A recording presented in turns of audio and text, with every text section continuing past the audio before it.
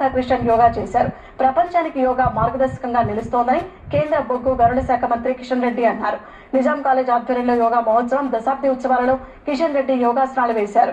కరీంనగర్ జిల్లాలోని Jyothinagar municipal ground లో కేంద్ర హోంశాఖ సహాయ మంత్రి బండి సంజయ్ స్థానికులతో కలిసి యోగా చేశారు.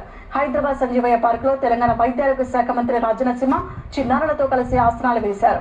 వరంగల్లోని సీకేఎం కళాశాలలో చిన్నజీస్వామి యోగా దినోత్సవంలో పాల్గొన్నారు. అటు అంతర్జాతీయ యోగా దినోత్సవాన్ని విజయవాడలోని రాజ్ భవన్ లో ఘనంగా నిర్వహించారు.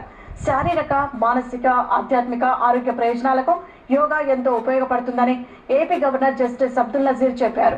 ప్రకృతితో మమేకం కావడానికి యోగా గొప్ప సాధనమని ఏపీ వైద్య ఆరోగ్య శాఖ మంత్రి వై సత్యకుమార్ తెలిపారు. మజిలీపట్నం పోలీస్ పరేడ్ గ్రౌండ్ లో నిర్వహించిన యోగా వేడుకల్లో ఏపీ ఎక్సైజ్ శాఖ మంత్రి కొల్లు రవీంద్ర పాల్గొన్నారు.